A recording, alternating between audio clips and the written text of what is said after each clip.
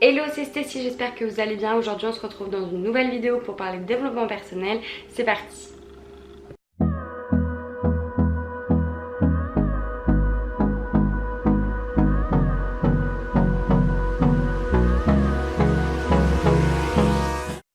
Donc du coup aujourd'hui je ne vais pas vous parler de livres que j'ai pu lire, etc.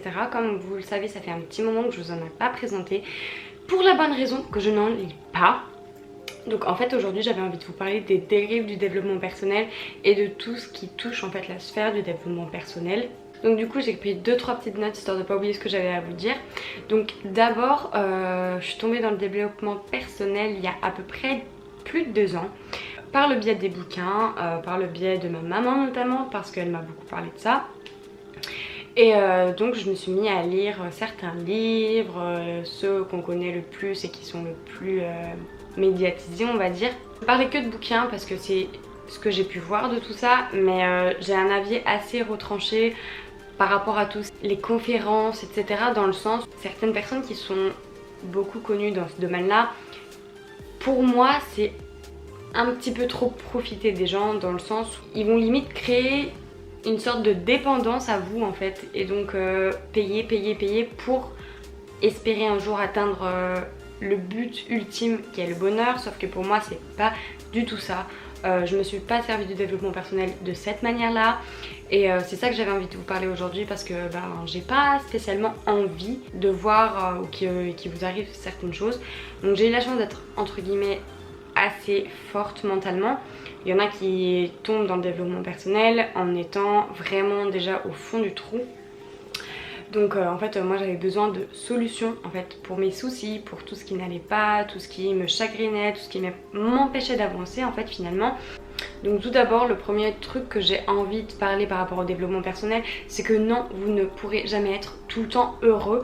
Quand on parle de développement personnel, moi j'avais tendance un petit peu à me sentir coupable quand je n'allais pas bien, mais en fait non, ça fait partie du processus, dans le sens où vous avez besoin d'être pas bien pour pouvoir, entre guillemets, refaire un bilan de ce qui se passe et de pouvoir faire d'autres améliorations. Vous ne devez pas bloquer vos émotions, vous ne devez pas bloquer vos pensées. Le développement personnel ne sert pas à ça. Ça vous sert entre guillemets à accepter vos émotions, à accepter que vous avez entre guillemets quelque chose qui ne va pas, et à vouloir en fait, à être conscient qu'il y a quelque chose qui cloche, et à être conscient que vous voulez faire mieux, que vous voulez avoir mieux. C'est bien dans le sens où après il faut aussi apprendre du coup à être, comment je pourrais dire ça, à se satisfaire en fait, parce que le problème c'est que c'est comme en muscu, on a toujours envie de plus, on veut toujours être mieux, etc. Sauf que c'est pas réellement possible. Il y aura toujours quelque chose qui viendra vous agacer, il y aura toujours quelque chose qui viendra vous faire de la peine, etc. Vous devez pas rejeter ces émotions là, vous devez les accepter, dans le sens où oui en fait vous êtes humain, vous avez un cœur, c'est normal, donc il n'y a pas de raison en fait de les rejeter. C'est juste accepter en fait qui vous êtes, l'entièreté de votre personne, parce qu'au final rejeter vos émotions, vous allez en créer d'autres qui, par exemple une tristesse peut se transformer en colère, etc.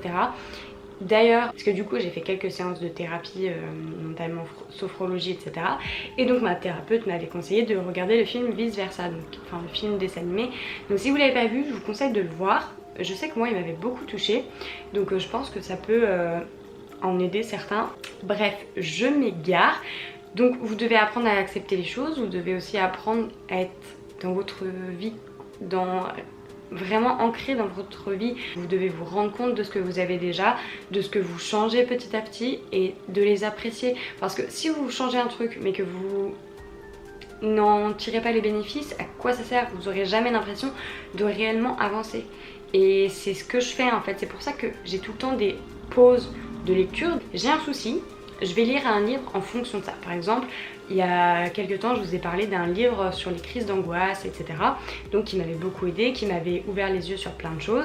Et en fait j'ai lu ce livre, et depuis en fait je n'ai pas relu d'autres livres. J'ai lu ma petite série que je vous ai faite, je pense date de la dernière vidéo, je vais pas dire de bêtises, mais en tout cas c'était il y a pas très longtemps. C'est le dernier livre qui m'a vraiment marqué. Et du coup en fait je n'ai pas relu parce que je n'en ressens pas le besoin et que par contre j'ai besoin de cette pause pour assimiler un peu tout ça et faire dans ma vie les changements en fonction.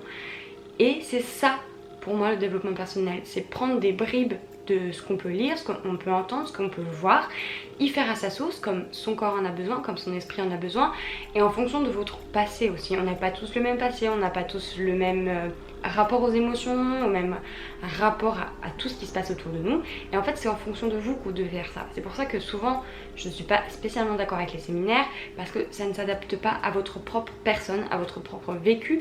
C'est pareil quand on va chez un thérapeute, ils ont suivi une formation de base. Moi je sais que j'ai eu 3 ou 4 séances chez ma thérapeute, pas plus, et j'en ressens pas le besoin d'aller chez elle pour changer d'autres choses. Je suis pas parfaite, j'ai encore des soucis, il y a encore des choses qui me tracassent, qui me travaillent, etc. Mais en fait je le vis d'une façon beaucoup plus différente parce que le développement personnel m'a aidé à avoir une vision de la vie différente, à avoir une vision des choses différentes, à améliorer ma réaction par rapport à certaines choses. Et en fait c'est ça pour moi le développement personnel, c'est devenir autonome, ne pas être dépendant de quelqu'un, ne pas être dépendant d'une formation, ne pas être dépendant de séminaires, ne pas être dépendante de bouquins. Plus en fait j'avais le sentiment que plus je lisais, plus ma tête elle s'embrouillait, plus j'étais perdue, plus j'étais insatisfaite, etc. En fait vraiment ce que je vais vous faire comprendre, et je pense que c'est que tout le monde devrait nous faire comprendre. Moi ma thérapeute elle m'a dit vous n'êtes pas obligé de venir chez moi toutes les semaines. Déjà bon j'y allais, si j'avais 2 rendez-vous à la queue leu c'était toutes les 3 semaines. Parce que justement elle me parlait de ce besoin de mettre en action ce qu'on avait pu parler, ce qu'on avait pu voir ou traiter. Donc vraiment prenez les choses qui vous conviennent dans tout ce que vous entendez, tout ce que vous voyez. N'appliquez pas tout à la lettre. Il y a des choses qui sont de base pour améliorer notre vie, qui sont censées faire partie de notre éducation, qu'on n'a parfois pas réellement reçu. Et je mets éducation un peu entre guillemets parce qu'on n'a pas tous la même éducation et on n'est pas censé avoir tous. Il y a des choses de base comme tout, dire bonjour, merci, au revoir, enfin vous voyez ce que je veux dire, s'il vous plaît, bref. C'est des choses qu'on est censé apprendre tous, et il y a d'autres choses comme le respect, la bienveillance qui pour moi sont quelque chose qu'on devrait apprendre mais que tout le monde n'apprend pas en fait. Parce qu'on est dans... Je sais pas si c'est les Français qui sont comme ça, on est toujours dans une quête de au meilleur, je vais écraser celui d'à côté, etc., etc.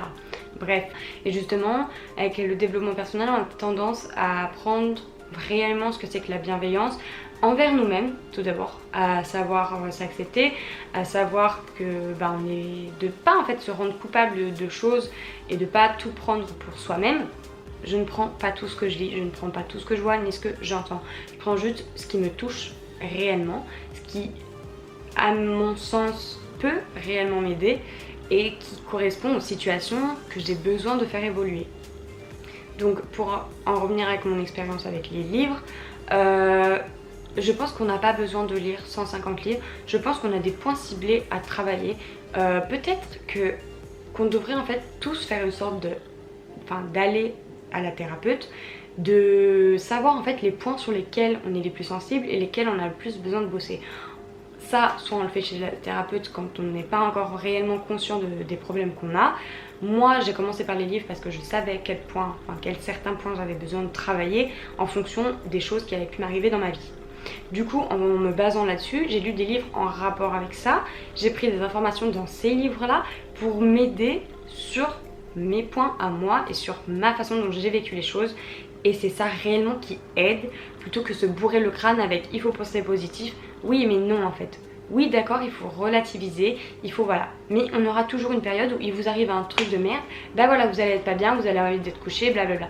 Acceptez cet état là, acceptez vos émotions, acceptez le fait que vous n'êtes pas dans une bonne posture, ça va revenir en fait, ça va remonter. Maintenant quand je vais pas bien, je m'en fiche. Je sais juste que à un moment ou à un autre, mon cerveau va me dire ok maintenant c'est bon, t'as pensé, t'as accepté, hop maintenant il faut repartir.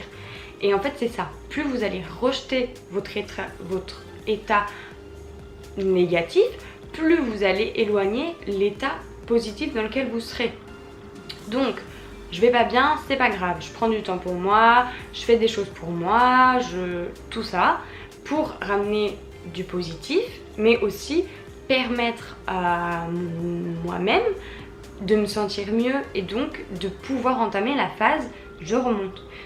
Donc du coup, ce que m'a appris aussi le développement personnel, c'est à me rendre objective. Donc en plus de m'avoir appris certaines choses comme la bienveillance vers moi et la bienveillance vers les autres, parce que forcément le fait de me voir aller mieux parce que entre guillemets j'ai trouvé une façon d'aller mieux, de travailler sur certains points, et ben j'ai envie qu'en fait les gens se sentent comme je me sens. Donc le truc c'est que j'ai envie de véhiculer ça d'une façon, souvent par les réseaux, parfois je vous parle quand ça va pas bien, je vous dis quand ça va pas bien, je vous dis aussi quand ça va bien, et je vous dis quand je suis en pleine, en plein changement. Et donc en fait ce que j'aime pas avec le développement personnel, c'est qu'on peut beaucoup tomber dans tout ce qui est culte de la perfection, dans le sens je veux être toujours plus heureux, etc. Pour moi non, quand tu commences dans le développement personnel, c'est pas être plus heureux, c'est juste être bien et en accord avec soi-même. C'est pas avoir besoin de choses extérieures pour être heureux, c'est avoir besoin d'être soi-même et de trouver ce qui en nous est réellement bon et va pouvoir réellement faire qu'on s'épanouit. En fait ça va nous apprendre à nous rendre compte de ce qu'on est, de ce qu'on vaut, et c'est ça en fait qui est important, c'est de pouvoir se rendre compte, d'être objectif avec soi-même et de pas toujours être là à se dire putain je suis hyper laide. Ça m'arrive encore hein, je vous le dis, je suis pas là non plus tous les jours, oh finesse aujourd'hui je suis trop belle machin, je me sens trop fraîche. Non, c'est pas ça, c'est juste être bien. Avant j'avais besoin constamment de me regarder dans la glace, à me dire bon il y a ça qui va pas, il y a ça qui va pas, machin, En fait maintenant je m'en fiche, je suis juste moi. Il y a des trucs qui continuent de m'agacer, quand j'ai des petits boutons, des trucs comme ça, bon voilà, ça me saoule et tout. Mais j'ai plus du tout le même rapport avec mon image de moi-même. C'est moi et puis c'est tout en fait. Je peux pas faire autre chose et je vis bien avec moi-même. Et c'est ça qui est important en fait. Donc c'est de se rendre compte des changements qu'on a fait, se rendre compte de ce qu'on est et d'être objectif avec l'avancée qu'on fait. Quand je regarde 5 ans en arrière, je me dis bon ok c'est bon en fait. T'as avancé, il t'arrive des choses mieux. T'as entre guillemets réussi ta vie dans le sens où tu bosses plus là où tu bossais, t'as plus ce que t'as sur ton compte comme avant, enfin tout ça, tu vas avoir un nouvel appartement, enfin des choses bêtes. Tu te dis 5 ans avant, je me serais dit punaise non en fait je vais pas m'en sortir, c'est la pagaille et tout.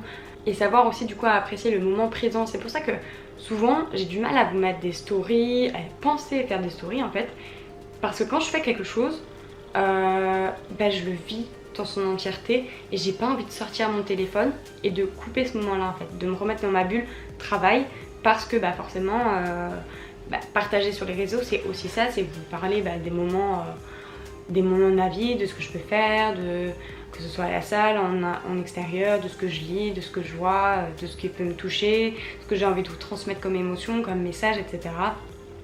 Mais c'est vrai que souvent sur l'instant T, je vais pas forcément le partager parce que, ou alors je vais faire une photo rapide, machin, etc. Et je le mettrai plus tard parce que sur le coup, j'ai juste envie d'être là où je suis à l'instant T avec les personnes que j'ai envie d'être et dans l'espace-temps où j'ai envie d'être.